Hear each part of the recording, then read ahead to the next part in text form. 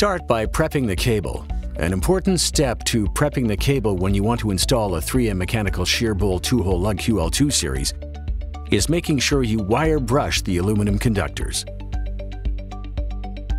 Before you install the lug, you need to check that the bolts are not removed from the lug body and grease is present. Now it's time to install the 3M mechanical shear bowl 2-hole lug QL2 series.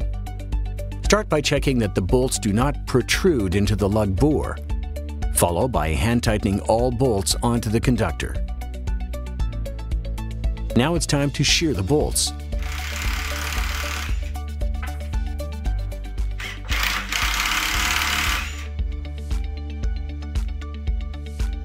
To help remove any debris or grease, clean the surface of the 3M mechanical shear bowl 2-hole lug QL2 series with 3M cleaning solvent CC series.